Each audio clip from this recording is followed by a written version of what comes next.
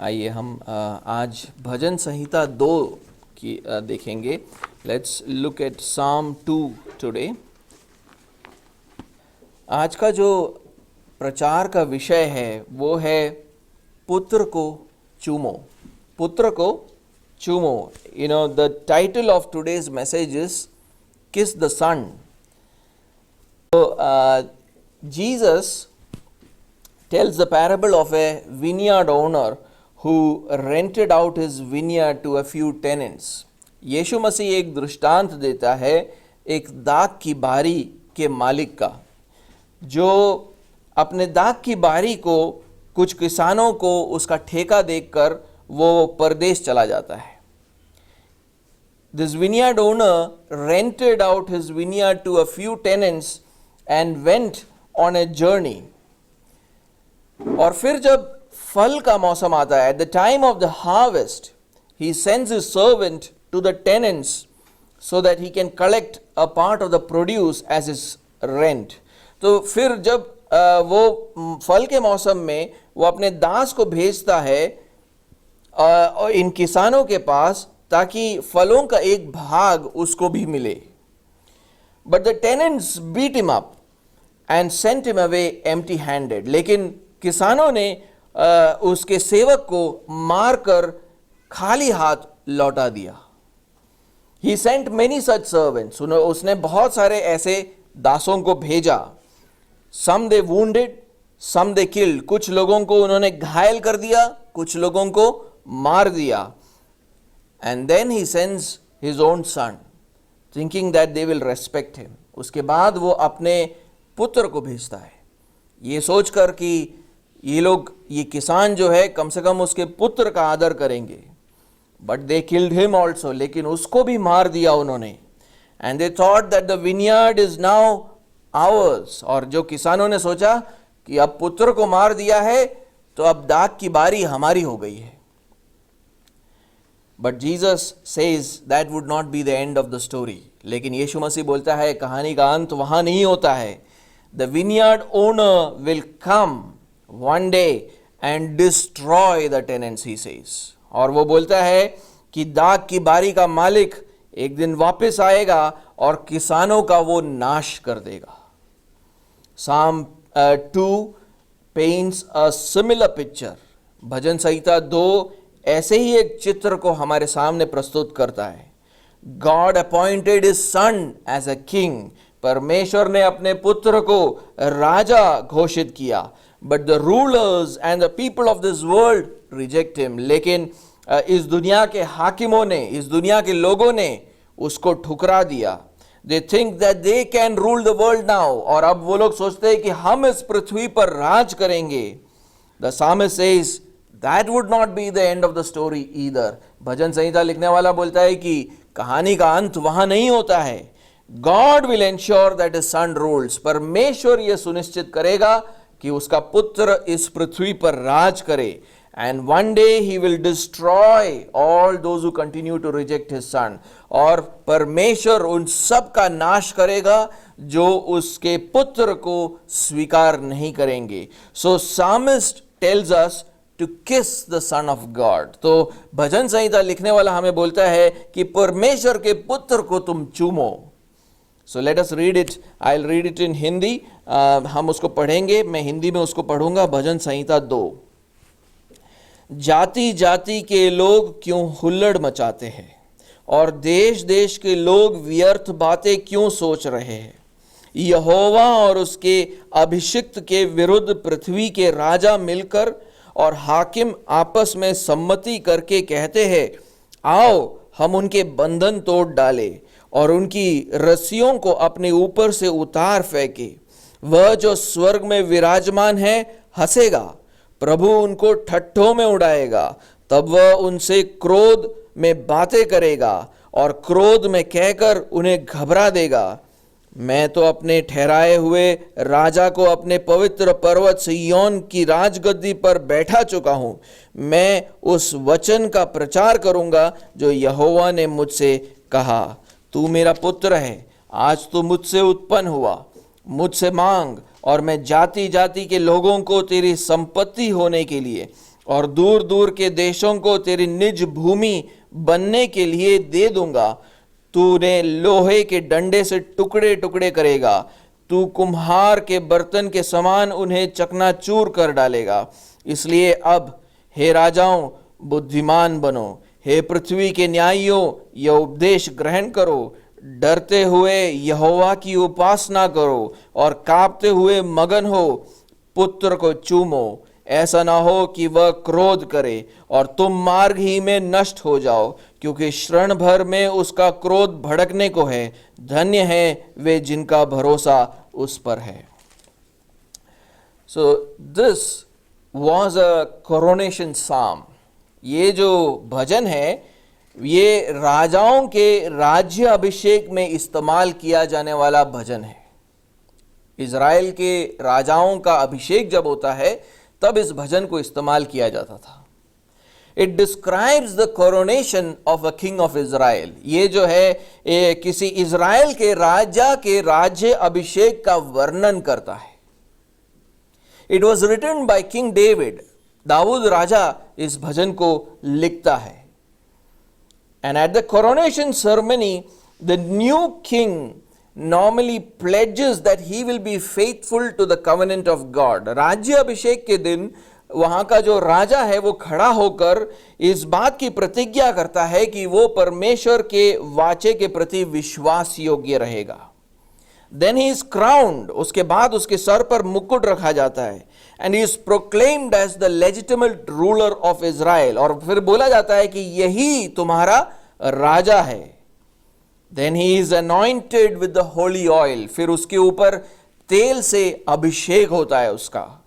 That is why in verse 2, उसीलिए दूसरे आयत के अंदर the new king is called the Lord's anointed. उसीलिए दूसरे आयत में जो नए राजा को यहोवा का अभिषिक्त कहा गया है, क्योंकि उसका अभिषेक हुआ है।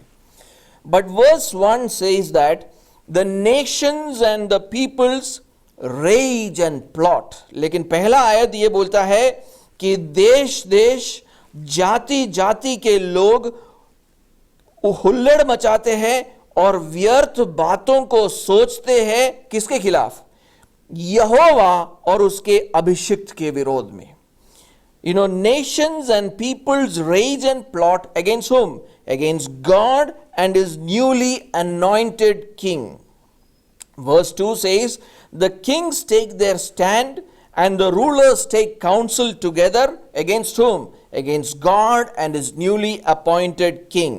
दूसरा आयत बोलता है कि पृथ्वी के राजा और हाकिम आपस में सम्मति करते हैं यहोवा और उसके अभिषिक्त के विरोध में।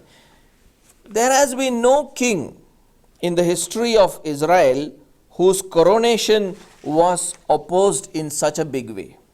आप अगर देखने जाओगे तो इस्राएल के इतिहास में कोई भी ऐसा राजा नहीं है जिसके अभिषेक पर इतना बड़ा विरोध खड़ा हुआ। This was unprecedented. ये जो है बिल्कुल बेमिसाल बात थी।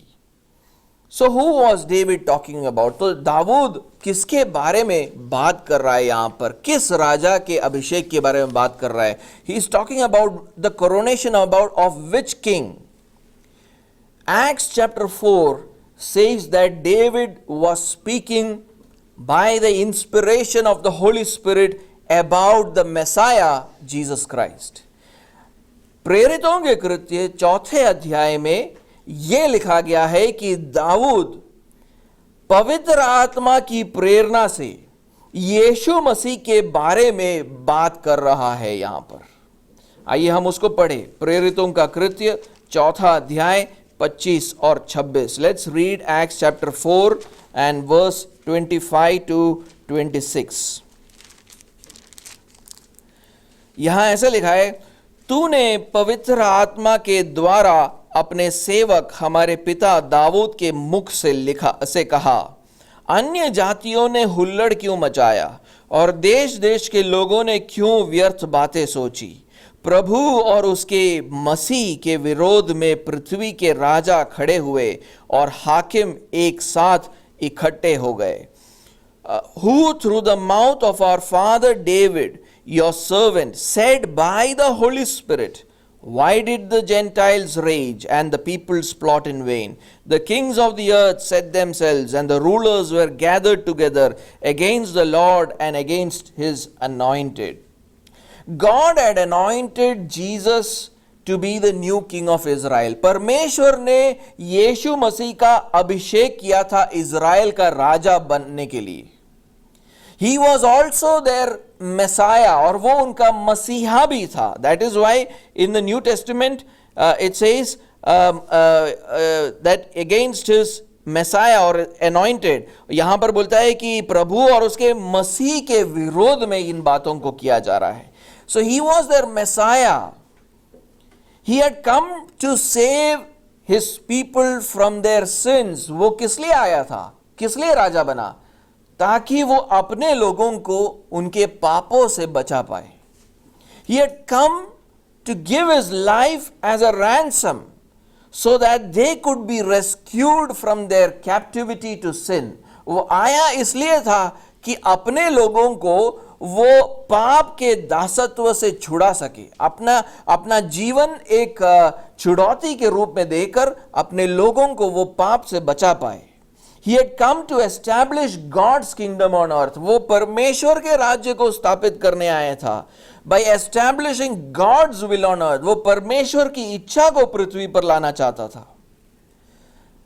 But kings like Herod and rulers like the Roman governor Pontius Pilate and Gentiles like the Romans and even the people of Israel rebelled against him. लेकिन हम वहां पर देखते हैं कि यीशु मसीह के विरोध में कौन खड़ा होता है? हेरोदेस जैसे राजा, पुंतियस पिलातुस जैसे रोमी हाकिम, रोमी जाति के लोग, और यहां तक कि इज़राइल के लोग भी उसके खिलाफ बलवा करते हैं. The entire humanity represented here rebelled against God and his anointed King Jesus. यहां पर हम देखते हैं कि मानव जाति के लगभग सारे ही लोग परमेश्वर के खिलाफ और उसके अभिषिक्त राजा यीशु मसीह के खिलाफ खड़े होते हैं. They raged against them. वो उसके खिलाफ हुल्लड़ मचाते हैं. And they plotted against them. उसके विरोध में वो व्यर्थ बातें सोचते हैं. They took counsel against them. वो उसके खिलाफ सम्मति करते हैं. यीशु मसीह के मृत्यु के क्रूस के पास जाते जाते आप इन सारे बातों को देखोगे. As the death of Jesus approaches, you will see all these things happening in his life. And they crucified God's anointed King Jesus. और उन्होंने परमेश्वर के अभिषिक्त राजा यीशु मसीह को क्रूस पर चढ़ा दिया. उसीलिए देखिए प्रेरितों का कृत्य 4 अध्याय 27 और 28 में आयत में फिर वो क्या बोलता है. Let's see what then he says in Acts chapter 4 verse 27 to 28. क्योंकि अब वो बोल रहा है कि भजन संहिता 2 में क्यों ऐसा लिखा था. क्योंकि सचमुच तेरे सेवक यीशु के विरोध में जिसका तूने अभिषेक किया, हेरोदेस और पुंतियस पिलातुस भी अन्य जातियों और इज़राइलियों के साथ इस नगर में इकट्ठे हुए कि जो कुछ पहले से तेरी सामर्थ और मत्ती से ठहरा था वही करे. Now he is giving an explanation of Psalm 2 in verse 27 and 28. He says, for truly in this city there were gathered together against your holy servant Jesus, whom you anointed, both Herod and Pontius Pilate, along with the Gentiles and the peoples of Israel, to do whatever your hand and your plan had predestined to take place. God and his anointed King Jesus wanted to conquer this world with bonds of love. परमेश्वर और उसका अभिषिक्त राजा यीशु मसीह प्रेम के बंधनों से इस दुनिया पर विजय प्राप्त करना चाहते थे. That is why let's see what is written in John chapter 3 and verse 16 to 17. एक बार हम यूहन्ना के 3 अध्याय और उसके 16वें और 17वें आयत को एक बार पढ़े. वहां लिखा है, परमेश्वर ने जगत से ऐसा प्रेम रखा कि उसने अपना एकलौता पुत्र दे दिया ताकि जो कोई उस पर विश्वास करे वे नष्ट न हो परंतु अनंत जीवन पाए. परमेश्वर ने अपने पुत्र को जगत में इसलिए नहीं भेजा कि जगत पर दंड की आज्ञा दे, परंतु इसलिए कि जगत उसके द्वारा उद्धार पाए। It says, "For God so loved the world that he gave his only son, that whoever believes in him should not perish but have eternal life. For God did not send his son into the world to condemn the world, but in order that the world might be saved through him." God sent his son into the world to show his love for us. परमेश्वर ने अपने पुत्र को इस दुनिया में इसलिए भेजा कि ताकि वो अपने प्रेम को दर्शा पाए। He sent his son into the world to save us from our sins. उसने अपने पुत्र को इसलिए भेजा ताकि वो हमें हमारे पापों से छुड़ा पाए। वो हमारे ऊपर न्याय करने के लिए नहीं आया था। He did not come to judge us, but the world rejected him and brought judgment upon themselves. लेकिन इस दुनिया ने उसको ठुकरा कर अपने ऊपर न्याय सुनाया है। देखिए 18वें आयत में क्या बोलता है। Let's read verse 18 also. जो उस पर विश्वास करता है उस पर दंड की आज्ञा नहीं होती, परंतु जो उस पर विश्वास नहीं करता वह दोषी ठहर चुका, इसलिए कि उसने परमेश्वर के एकलौते पुत्र के नाम पर विश्वास नहीं किया। It says, "Whoever believes in him is not condemned, but whoever does not believe is condemned already, because he has not believed in the name of the only Son of God." That is why the psalmist says in verse 3, हम भजन संहिता में वापस आएंगे, तीसरा आयत में देखिए क्या लिखा है। The psalmist says in verse 3 that the kings and rulers spoke against God and his anointed, that let us burst their bonds apart and cast away their cords from us. उसलिए वो बोलते हैं आओ हम उनके बंधन, यानी प्रेम के जो बंधन थे वो बंधन तोड़ डाले और उनकी रस्सियों को अपने ऊपर से उतार फेंके। But God is not disturbed by the reaction of the world. लेकिन परमेश्वर इस दुनिया के इस रवैये से बिल्कुल व्याकुल नहीं होता है। हमें लगता है कि सारा प्लान उधर चौपट हो गया। We think that the whole plan is gone haywire. Rather, a scornful laugh comes from his throne. बल्कि परमेश्वर इन लोगों के ऊपर हंसता है, उनको ठट्ठों में उड़ाता है। चौथे आयत को पढ़े, देखिए वहां पे क्या लिखा है। वो जो स्वर्ग में विराजमान है हंसेगा, उनके रवैये को देखकर वो हंसता है, प्रभु उनको ठट्ठों में उड़ाएगा। He who sits in the heavens laughs, and the Lord holds them in derision. If the world thought that they have defeated God's plans, then they are wrong. अगर दुनिया यीशु मसीह को ठुकरा कर ये सोचता है कि हमने परमेश्वर के युक्तियों को पराजित कर दिया है, तो वो गलत है। God will have the final say in this battle with the world. परमेश्वर इस दुनिया के साथ इस मुकाबले में आखिरी चाल चलेगा। दुनिया का चाल नहीं होगा, परमेश्वर का चाल आखिरी चाल होगा। He not only laughs, but he also terrifies them with their anger. वो सिर्फ हंसता ही नहीं, लेकिन उनको उसके क्रोध से वो घबरा देता है। 5वें आयत को पढ़े, तब वो उनसे क्रोध में बातें करेगा और क्रोध में कहकर उन्हें घबरा देगा। Then he will speak to them in his wrath and terrify them in his fury. इस साल कोरोना वायरस आया है। परमेश्वर हर एक बात को इस दुनिया में जो भेजता है वो अपने क्रोध को दिखाता है और बोलता है कि मेरे पुत्र को तुमने ठुकराया है, उसको स्वीकार करो। This year the pandemic came and God is telling that you accept Jesus Christ as your Savior. And he is showing his anger towards humanity in allowing such pandemics to come. God shows his sovereign power by saying in verse 6, "As for me, I have set my king on Zion, my holy hill. वो अपने परम प्रधानता को दिखाता है जब वो 6वें आयत में लिखता है, मैं तो अपने ठहराए हुए राजा को अपने पवित्र पर्वत सिय्योन की राजगद्दी पर बैठा चुका हूं। This is God's response to his opponents. ये परमेश्वर की प्रतिज्ञा है उन विरोधियों के खिलाफ जिन्होंने 3रे आयत में यह बोला था, आओ हम उनके बंधन तोड़ डाले, उनकी रस्सियों को अपने ऊपर से उतार फेंके।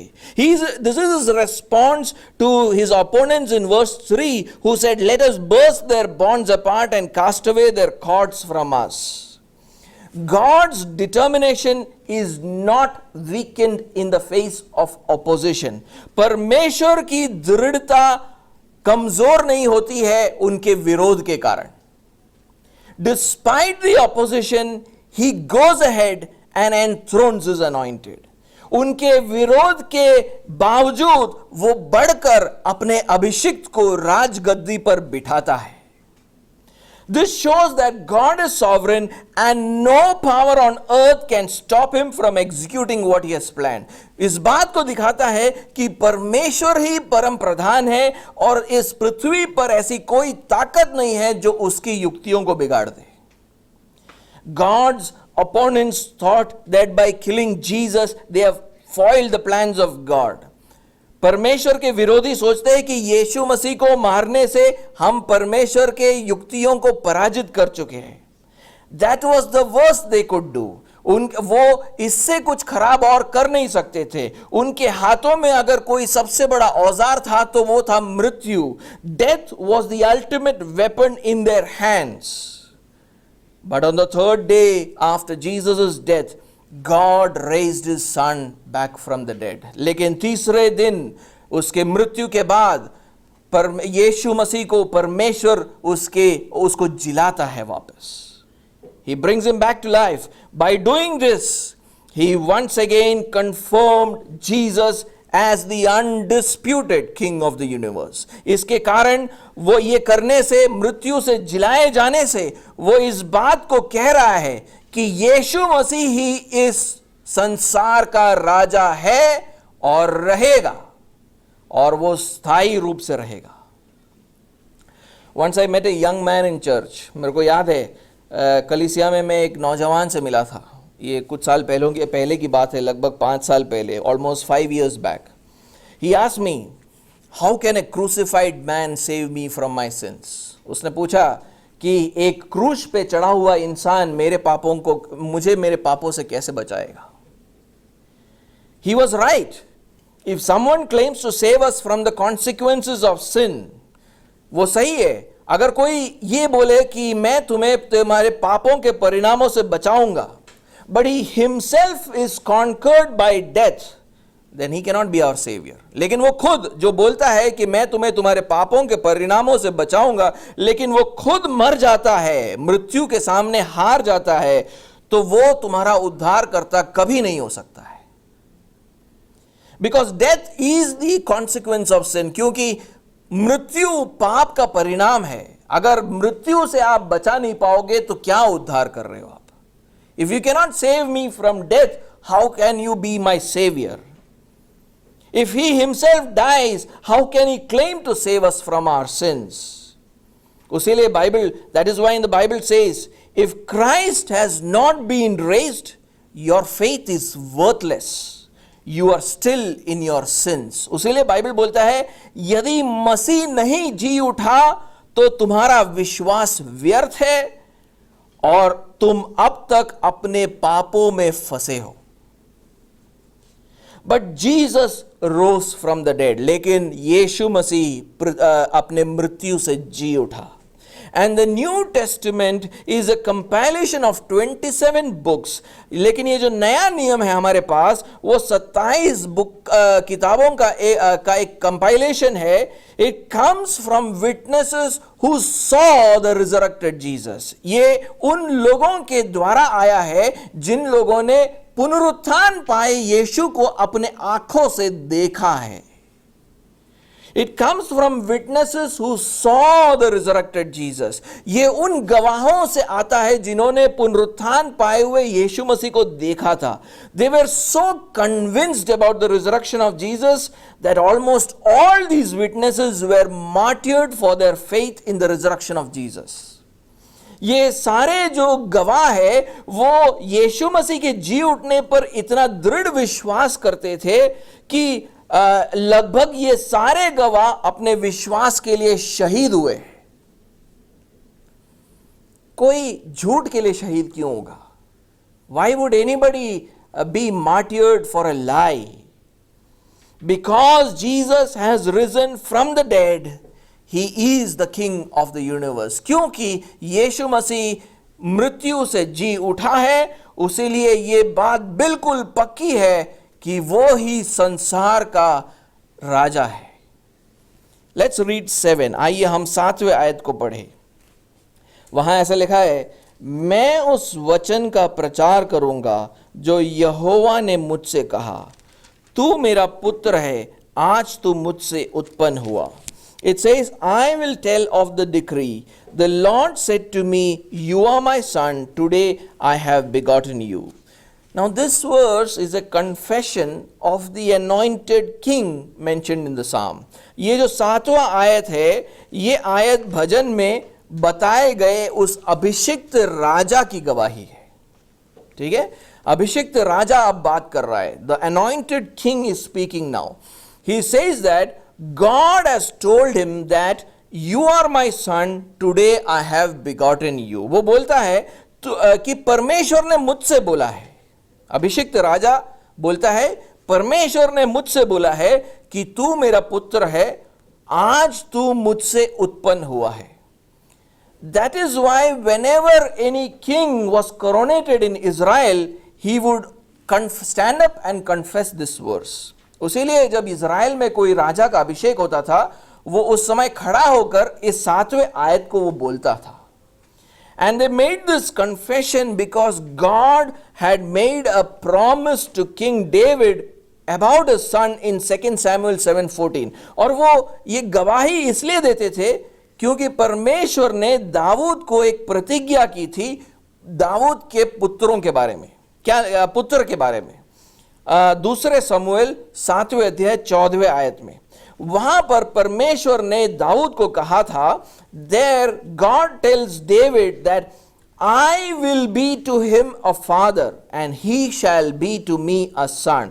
वो बोलता है, मैं उसका पिता ठहरूंगा और वो मेरा पुत्र ठहरेगा. ये प्रतिज्ञा परमेश्वर ने दाऊद को की थी उसके पुत्र के बारे में. God had made this promise to King David about his son.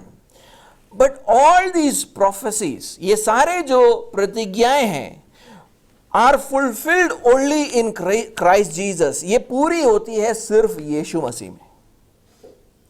God made these promises about his son Jesus. परमेश्वर ने इन प्रतिज्ञाओं को किया उसके पुत्र यीशु मसीह के लिए, who was later born as a son of David. लेकिन जो पैदा हुआ दाऊद का पुत्र बनकर.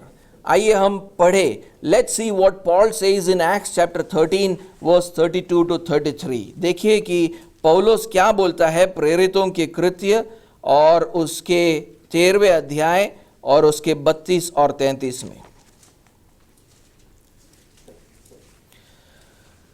हम तुम्हें उस प्रतिज्ञा के विषय में जो बाप दादों से की गई थी यह सुसमाचार सुनाते हैं कि परमेश्वर ने यीशु को जिलाकर वही प्रतिज्ञा हमारी संतान के लिए पूरी की, जैसा दूसरे भजन में भी लिखा है, तू मेरा पुत्र है, आज मैं ही ने तुझे जन्माया है.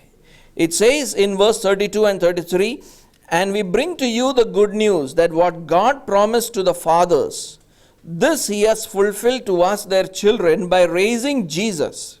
As also it is written in the 2nd Psalm, you are my son, today I have begotten you. Paul is saying in verse 32 that God had made a promise to their fathers that a son of David will be their Messiah. पौलुस 32वें आयत में यह बोल रहा है कि परमेश्वर ने एक प्रतिज्ञा की थी हमारे बाप दादाओं से। क्या प्रतिज्ञा थी? कि दाऊद का पुत्र हमारा मसीहा बनेगा। इसके बारे में 22 और 23वें आयत में लिखा गया है। It is written in verse 22 and 23 there. That promise was fulfilled by God when he raised Jesus from the dead. और वो प्रतिज्ञा पूरी होती है जब परमेश्वर अपने पुत्र यीशु मसीह को मृत्यु से जिलाता है। Because by raising him from the dead, God proved beyond doubt that Jesus was their Messiah. क्योंकि जब परमेश्वर उसको मृत्यु से जिलाता है तो परमेश्वर संदेह से परे इस बात को सिद्ध कर देता है कि यीशु ही तुम्हारा मसीहा है। A Messiah who would save them from their sins. एक मसीहा जो तुमको तुम्हारे पापों से बचा सकता है। Because only the one who rises from the dead can save you from eternal death. क्योंकि जो मृत्यु से जिलाया जाता है वही तुमको पापों से बचा सकता है। Because and Paul says in verse 33 that the prophecy about the resurrection of Jesus, और पौलुस 33वें आयत में कहता है कि जो भविष्यवाणी की थी यीशु मसीह के पुनरुत्थान के बारे में वो भजन संहिता 2 के 7वें आयत में लिखा है। And he says that the prophecy about the resurrection of Jesus was written in the 2nd Psalm verse 7, जहां पर यह बोला जाता है तू मेरा पुत्र है, आज तू मुझसे उत्पन्न है हुआ। You are my son, today I have begotten you. That means on the day God resurrected Jesus, he also confirmed Jesus as his son and his anointed king over the universe. जिस दिन परमेश्वर यीशु मसीह को मृत्यु से जिलाता है उस दिन वो इस बात पर थप्पा लगाता है कि यही मेरा पुत्र है और ये संसार का राजा होगा। That is why in our psalm the anointed king says that God told me, you are my son, today I have begotten you. उसीलिए भजन में राजा, अभिषिक्त राजा खड़ा होकर यह बोलता है कि तू मेरा पुत्र है, आज तू मुझसे उत्पन्न हुआ। ये परमेश्वर ने मुझसे कहा है, लेकिन इसका पूर्तिकरण यीशु मसीह में होता है। It is fulfilled only in Jesus. तो देन इन वर्स 8 देखिए, एक बार 8वें आयत में हम वापस चलेंगे। Then in verse 8 he says that God told him what else. 8वें आयत में वो बोलता है, अभिषिक्त राजा बोलता है कि परमेश्वर ने और कुछ भी उससे बात किया। क्या बोला? मुझसे मांग और मैं जाति जाति के लोगों को तेरी संपत्ति होने के लिए और दूर दूर के देशों को तेरी निज भूमि बनने के लिए दे दूंगा। It says in verse 8, ask for me and I will make the nations your heritage and the ends of the earth your possession. God promises that he will extend his rule over the whole earth. परमेश्वर अभिषिक्त राजा से कहता है कि वो उसके राज्य को पूरी पृथ्वी पर फैला देगा। And it is this promise that Jesus sets out to accomplish after his resurrection. और ये प्रतिज्ञा को पूरा करने के लिए यीशु मसीह निकल पड़ता है उसके पुनरुत्थान के बाद। उसीलिए देखिए यीशु मसीह अपने चेलों से क्या कहता है मत्ती के 28वें अध्याय 18वें से आयत से 20वें आयत में। Let's see what Jesus tells his disciples in Matthew chapter 28 and verse 18 to 20.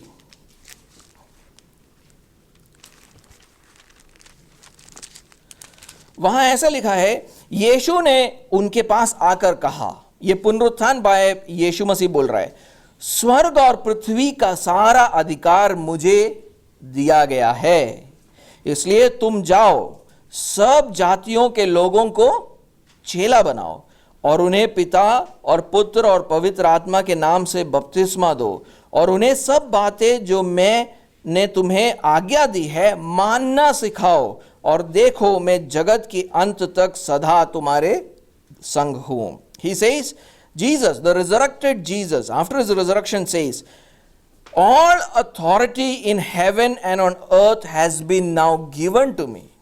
Okay, go therefore and make disciples of all nations, baptizing them in the name of the Father and of the Son and of the Holy Spirit, teaching them to observe all that I have commanded you, and behold, I am with you always to the end of the age. But those who do not bow their knees to Jesus and continue to oppose him and his Father, they will be forced to bow their knee before him at his second coming. लेकिन बहुत सारे लोग उसके चेले हो जाएंगे, उसका राज्य बढ़ेगा, and lot of people will become Jesus disciples, and his kingdom will expand. लेकिन जो घुटने नहीं टिकाएंगे उसके सामने, उनके घुटनों को टिकाया जाएगा. Those who will not bow their knees, their knees will have to bend before Jesus at his second coming. That is why in verse 9, God gives his anointed king authority to now use force. उसलिए 9वें आयत में परमेश्वर इस अभिषिक्त राजा को ताकत इस्तेमाल करने का अधिकार भी देता है. 9वें आयत को हम पढ़ेंगे. It is written there, तू उन्हें लोहे के डंडे से टुकड़े टुकड़े करेगा, तू कुम्हार के बर्तन के समान उन्हें चकनाचूर कर डालेगा. You will break them with a rod of iron and dash them in pieces like a potter's vessel. So, the fulfillment of this is seen by the Apostle John at the second coming of Jesus. और प्रेरित यूहन्ना इसको पूरा होते हुए देखता है यीशु मसीह के दूसरे आगमन पर. जब यीशु मसीह अपने दूसरे आगमन पर आकर सारे राज्यों के जिन्होंने उसके सामने घुटना नहीं टिकाया उसके ऊपर वो अपने क्रोध को दिखाता है. When Jesus comes at his second coming, all those who did not bend their knees before him, he shows the anger of God on them. आइए एक बार हम उसको पढ़े. प्रकाशित वाक्य 19वां अध्याय और 15वां और 16वां आयत. Let's read revelation 19 and verse 15 to 16. वहां ऐसा लिखा है, जाति जाति को मारने के लिए उसके मुंह से एक चोखी तलवार निकलती है. वह लोहे का राजदंड लिए हुए उन पर राज्य करेगा और सर्वशक्तिमान परमेश्वर के भयानक प्रकोप की जलजलाहट की मदिरा के कुंड में दाख रौंदेगा. उसके वस्त्र और जांग पर यह लिखा है, राजाओं का राजा और प्रभुओं का प्रभु. It says, for from his mouth comes a sharp sword with which to strike down the nations, and he will rule them with a rod of iron. He will tread the winepress of the fury of the wrath of God the Almighty. On his robe and on his thigh he has a name written, King of Kings and Lord of Lords.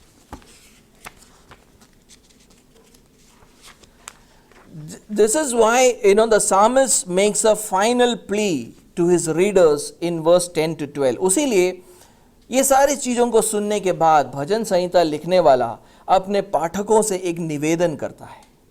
He makes a plea to all his readers in verse 10 to 12. In verse 10, the psalmist asks the rebellious kings and judges of the earth to show discernment and to take warning. उसीलिए 10वें आयत में भजन संहिता लिखने वाला उन बलवा करने वाले राजाओं को और पृथ्वी के न्यायियों को बोलता है, बुद्धिमान बनो, उपदेश ग्रहण करो. है ना. 10वें आयत को एक बार पढ़े, क्या लिखा है वहां पर. इसलिए अब हे राजाओं बुद्धिमान बनो, हे पृथ्वी के न्यायियों ये उपदेश ग्रहण करो. Verse 10 says, now therefore, O kings, be wise, be warned, O rulers of the earth. God is patient. The psalmist is declaring a period of mercy and grace. भजन संहिता लिखने वाला बोल रहा है कि करुणा और अनुग्रह का समय है. God is patient. वो बोल रहा है कि परमेश्वर अभी तुम्हारे साथ धीरजवंत है. And he says that if you are wise, you will not reject his mercy and grace. वो बोलता है कि अगर तुम बुद्धिमान हो तो तुम उसके करुणा और अनुग्रह को नहीं ठुकराओगे. ये वो समय है.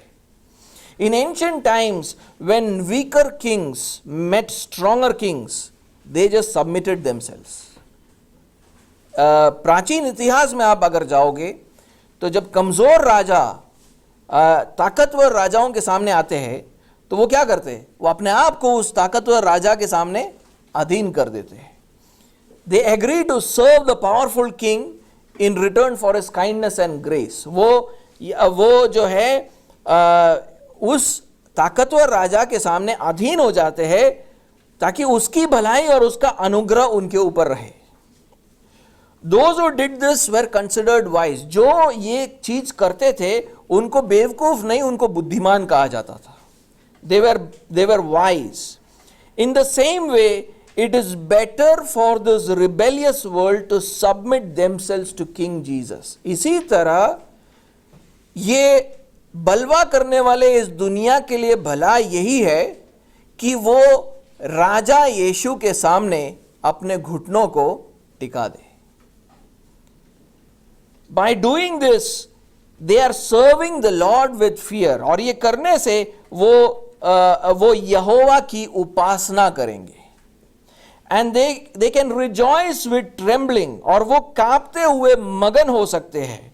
Because they are receiving his kindness and grace. क्योंकि ये करने से वो परमेश्वर की दया और अनुग्रह को पाएंगे. उसलिए 11वें आयत में देखो क्या लिखते हैं. Let's see what's written in verse 11. डरते हुए यहोवा की उपासना करो और कांपते हुए मगन हो. Serve the Lord with fear and rejoice with trembling.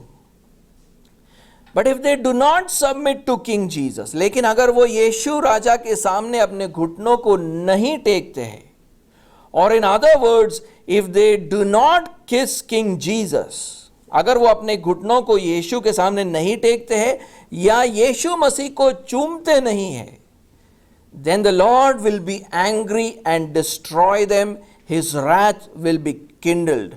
अगर वो नहीं करते तो यहोवा जो है उसका क्रोध उन पर भड़केगा. So the wise decision is to accept Jesus. तो बुद्धिमता यही है कि आज हम यीशु मसीह को स्वीकार कर ले. The psalmist called such people blessed. भजन संहिता लिखने वाला ऐसे लोगों को क्या बोलता है कि तुम धन्य हो, तुम धन्य हो. Because by doing this you are taking refuge in the Lord. क्योंकि ये करने से तुम अगर आप उसके पुत्र को चूम लोगे तो यहोवा का जो अनुग्रह है वो तुम्हारे ऊपर बना रहेगा. उससे 12वें आयत में देखो क्या लिखा है. Let's see what's written in verse 12. पुत्र को चूमो, ऐसा ना हो कि वह क्रोध करे और तुम मार्ग ही में नष्ट हो जाओ, क्योंकि क्षण भर में उसका क्रोध भड़कने को है. धन्य है वे जिनका भरोसा उस पर है. Kiss the Son, lest he be angry and you perish in the way, for his wrath is quickly kindled.